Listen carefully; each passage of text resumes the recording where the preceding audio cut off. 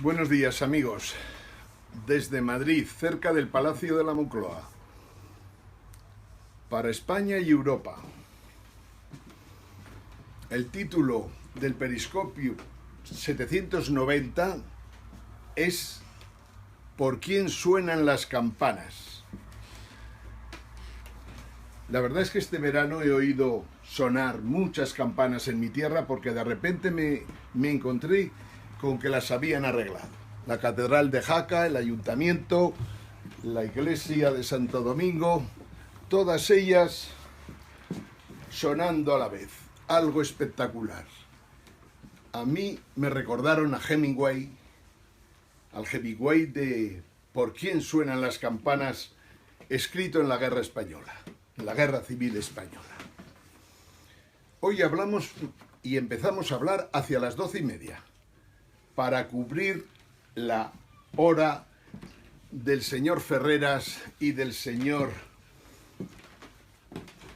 Díaz. O sea, la hora de las televisiones que más manipulan a los españoles. Por lo tanto, lo que queremos contrastar es que cojáis y zapeéis, veáis lo que dicen y escuchad lo que decimos nosotros. Hablaba de por quién suenan las campanas y la verdad es que cuando hablas de campanas, la historia, quieras que no, la remueves. Nosotros hemos escrito un libro con miembros de mi familia, un libro que trataremos de publicar a lo largo de este año y que estará completamente terminado el 17 de septiembre de 2016, es decir, dentro de escasos 15 días.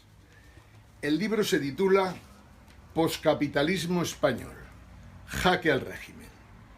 El libro, mejor dicho, la obra tiene 3 libros. Un libro primero que explica lo que es un Estado fallido. Estamos hablando del Estado español creado en 1978 tras aprobar una Constitución. El libro segundo, la tragedia del Talgo y la crisis del régimen. La tragedia del Talgo afectó a todas las instituciones del régimen, al Ejecutivo, al Legislativo y al Judicial, y al propio presidente del gobierno. Para mí aquella tragedia y todas las ocultaciones y la falta de transparencia que hubo en la misma me demostró que España no tenía solución con el régimen de 1975. En el libro explicaréis bien, explicamos muy bien la tragedia y decimos quiénes son los culpables, que deberían ser procesados cuando sea posible hacerlo en España. El libro tercero de la obra se titula Los 7 jaques al régimen y el Estado poscapitalista en España. En realidad, cogemos prácticamente 40 y tantos años de la historia de España, aunque hacemos algo de referencia a todo lo que ocurrió en el siglo XX, los intentos de regeneracionismo fallados, la guerra civil, los grandes errores que se han cometido, pero sobre todo los errores de la transición política, errores mortales, puesto que conllevaron que España, que podía ser un Estado democrático moderno, tenía todo a su favor, en realidad fue un Estado fallido.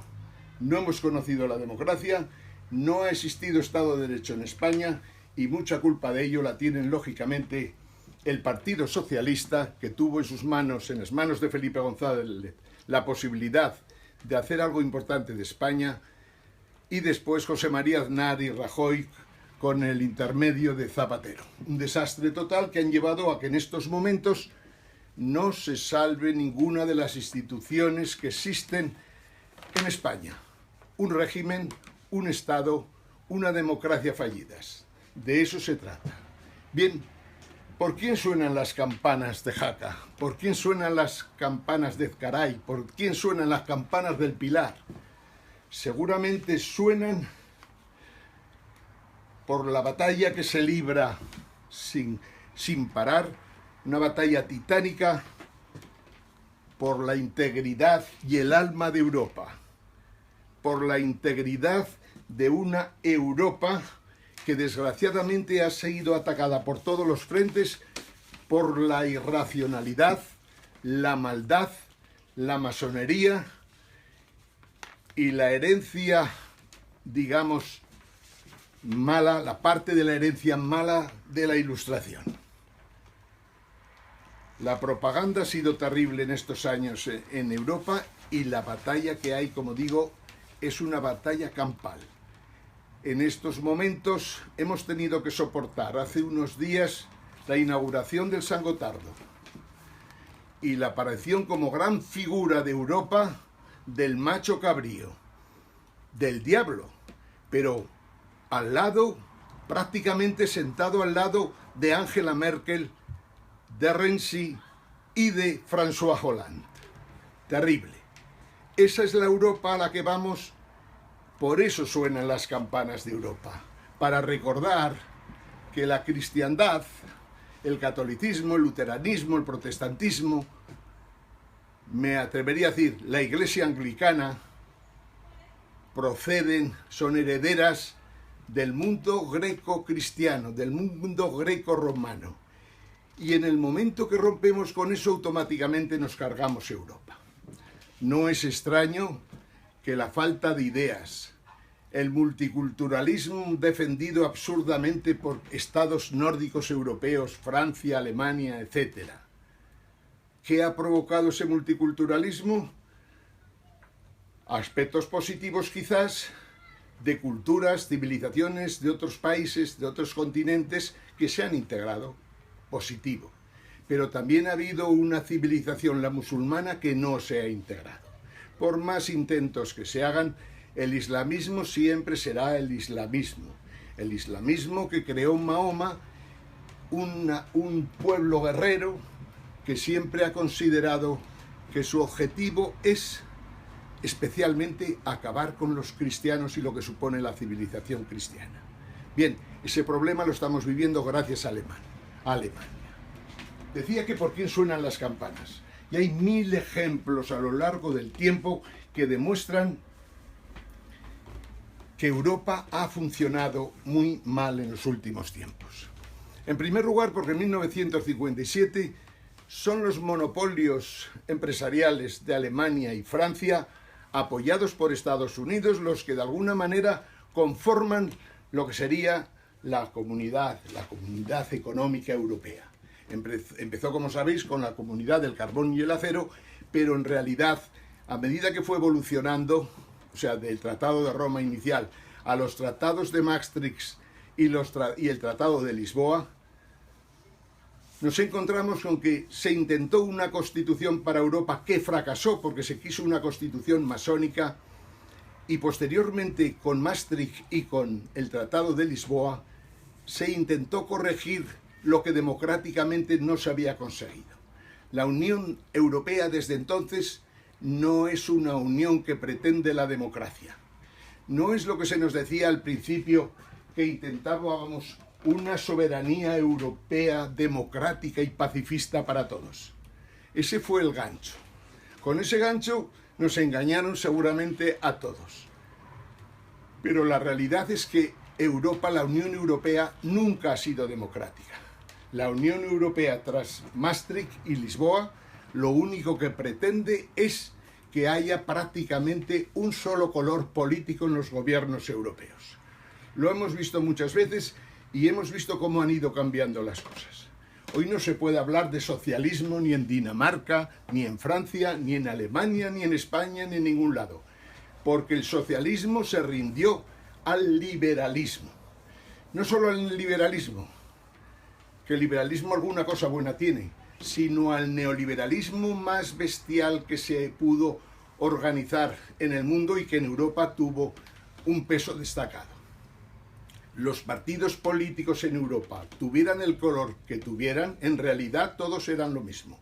Eran partidos pertenecientes a una democracia liberal que en realidad durante unos cuantos años parece que funcionó, pero se cargó por descontado a todos los comunismos, anarquismos, socialismo, socialdemocracia, cualquier cosa que no fuera neoliberalismo cualquier cosa que no encajara con los acuerdos de Washington, cualquier cosa estaba completamente prohibida. Y de hecho las campañas de prensa y propaganda contra cualquier intento de cambiar algo en Europa estuvo siempre condenado al fracaso. Pero claro, no siempre las cosas siguen como los que crearon Europa deseaban.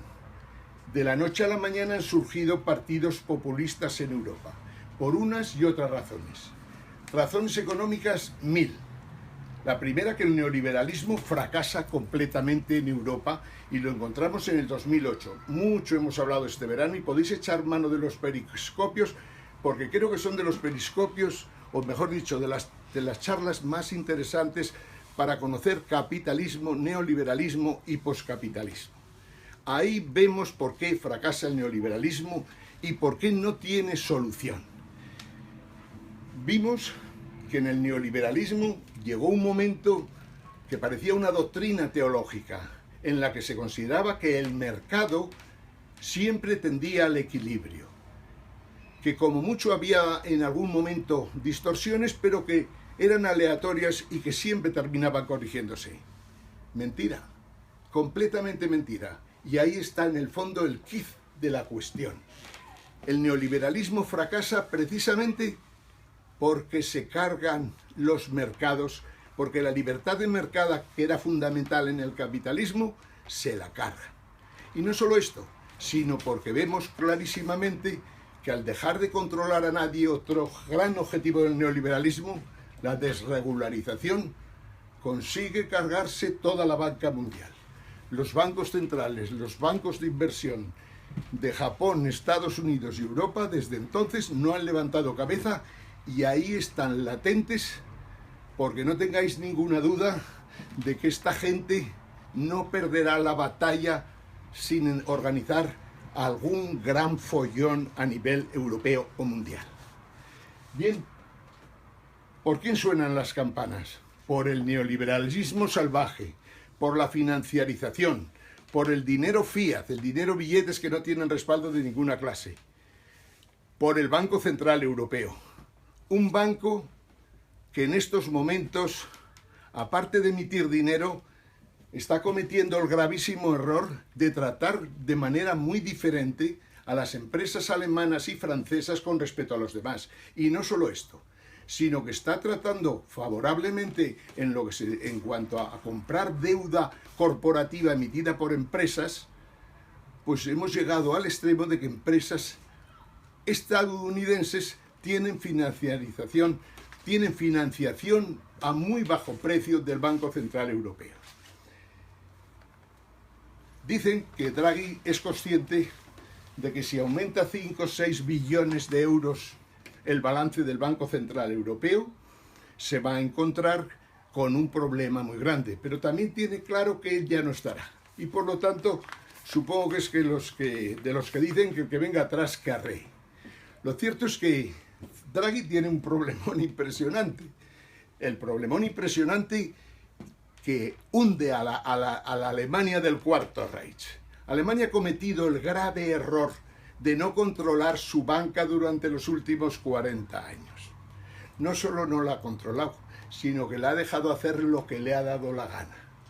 ¿Qué ha conseguido con eso? Que el Deutsche Bank sea un banco quebrado. Pero un banco quebrado por algo que es imposible de resolver por el señor Draghi o por cualquiera, o por el propio Estado alemán. Los derivados CDS que existen en el balance del Deutsche Bank no tienen solución de ninguna clase. Y la bolsa, por más que la manipules, no puede evitar que sus acciones hayan caído este año prácticamente un 50%. Terrible, pero real. Pues bien, ayer el presidente del Deutsche Bank decía que se iba a fusionar un banco súper quebradísimo, el mayor crack mundial que vamos a ver en los próximos años. Resulta que se quiere fusionar con el Commerzbank, un banco al lado del Deutsche Bank, un banco minúsculo, pero volvemos a las andadas de España, porque curiosamente nos ponen de ejemplo. Si tú sumas una caja quebrada con otra caja quebrada, tienes una super caja quebrada. Si tú creas un Sareb, el banco malo, para salvar bancos quebrados, el Sareb se convierte en un banco quebrado no malo, sino malísimo, súper malísimo. Una fuente, un agujero negro en cuanto a lo que nos costará a los españoles el Sareb. Y encima dirigido por verdaderos incompetentes, por no decir otra cosa. El capitalismo español está jugando sucio. Y dejemos de hablar de capitalismo. Hablamos del sistema bancario español. Sistema bancario español y el partido político que en el fondo ha vivido más esto, aunque también el PSOE, pero sobre todo el Partido Popular, están consiguiendo que la banca estaba quebrada en 2007, ha seguido quebrada en 2011 y hoy 2016 sigue súper quebrada, sin posibilidad de funcionar normalmente como debe funcionar una banca. La Sareb hay que cerrarla. El FROF es lo mismo, también sobra, no sirve absolutamente para nada. Hoy dependemos de Europa, curiosamente, de un personaje que deja mucho que desear, que se llama Mario Draghi. Mario Draghi, en connivencia con Alemania y con Francia también, aunque Francia, digamos, resistiéndose a algo, ha cambiado las leyes monetarias con un organismo que no tiene existencia jurídica real, que es el ECOFIN, y han montado en la Unión Bancaria un bodrio que no hay manera de resolver ni saber para lo que sirve, más que para los intereses egoístas alemanes. ¿Para qué se ha legislado en Europa? Para que el presidente del ECOFIN, un personaje curioso que decía del señor Juncker que era un borracho empedernido.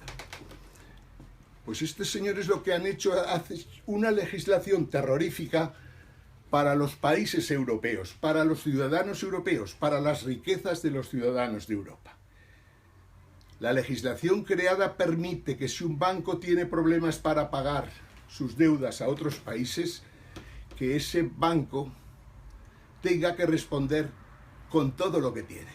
Pero no solo con el dinero de sus accionistas, sus obligacionistas, sino también con las cuentas corrientes de los ciudadanos españoles o residentes en España que tienen cuentas en los bancos quebrados españoles. Igual me da el Santander, que por cierto están hinchando artificialmente desde hace prácticamente 40 días, intentando que pase de 3 a 4 la cotización del Banco Santander, cuando en realidad debería estar escasamente en 1, porque en realidad es un banco quebrado, no debería valer nada, debería estar en negativo.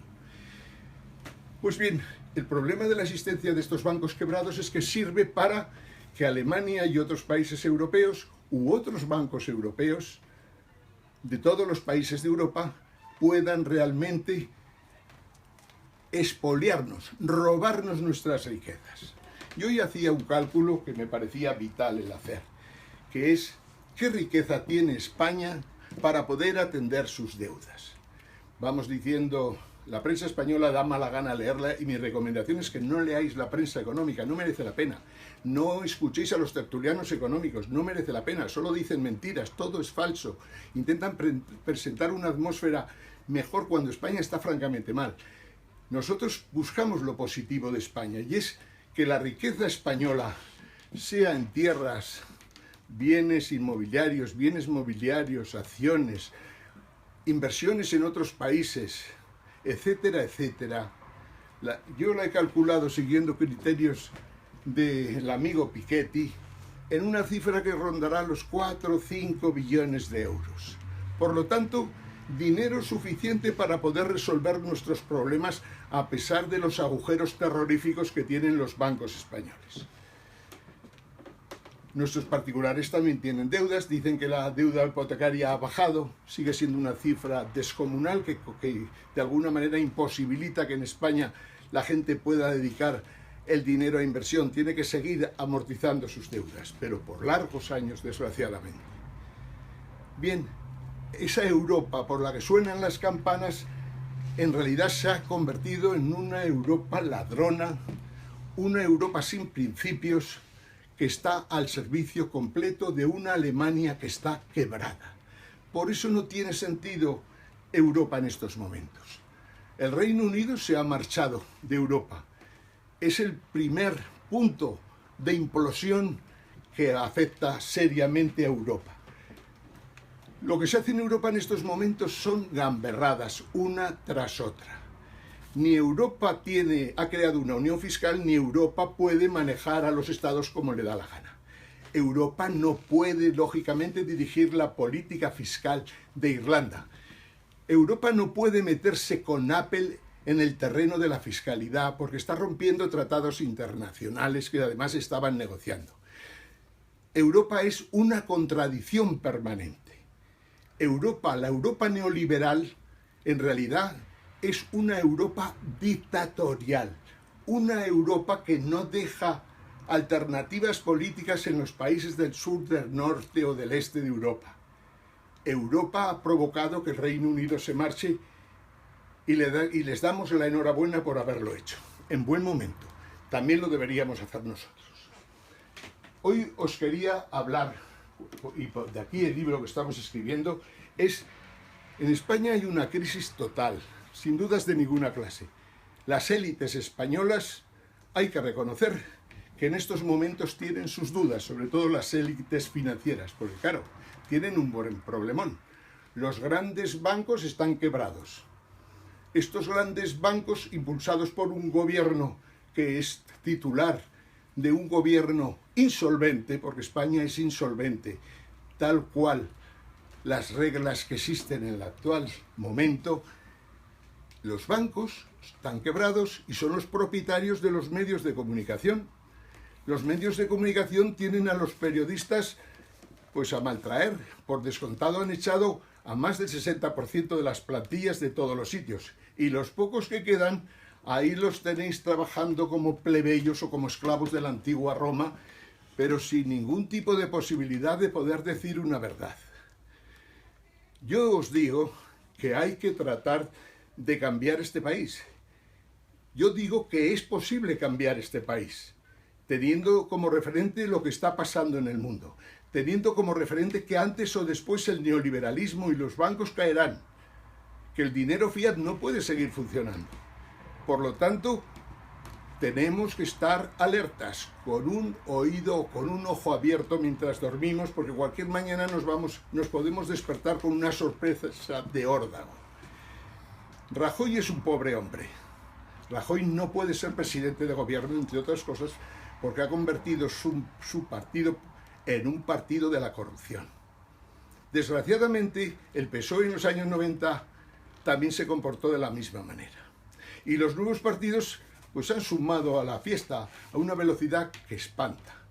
Seguramente el peor problema que tenemos en estos momentos en España para poder avanzar algo es que los partidos políticos deberían ser ilegalizados, en mi opinión, lo cual requiere un poder judicial constitucional independiente que pudiera ilegalizar a los partidos.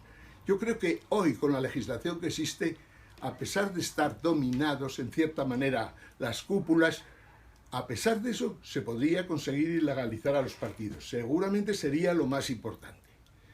Sin embargo, no se ha discurrido de momento todavía nada que sustituya a los partidos políticos. Pues bien, una nueva ley de partidos políticos, al igual que una nueva ley del Poder Judicial, del Consejo General del Poder Judicial y del Poder Judicial, que permitan recuperar la democracia en España. Es imprescindible.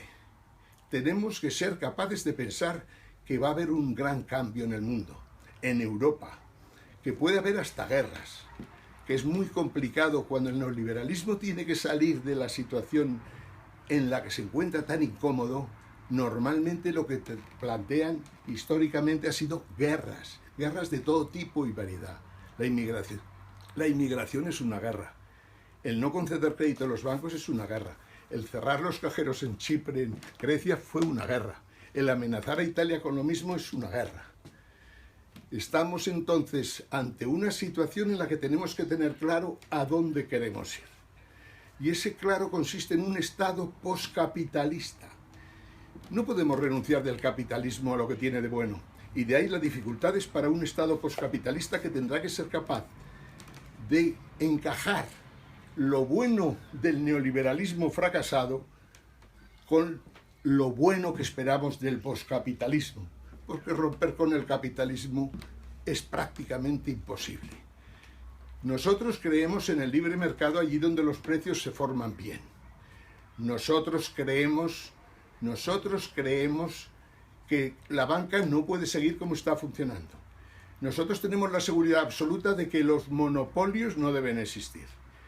En último caso, nacionalicémoslos. Los monopolios no pueden seguir. Tenemos que prepararnos para un Estado, para partidos, para crear partidos políticos que cojan lo bueno de lo que hay, lo bueno de lo que vemos que va a salir triunfante. Y en ese sentido podríamos avanzar en serio. El título era que ¿por quién suenan las campanas? Yo creo que las campanas, y con esto voy a terminar, suenan por el régimen de 1975.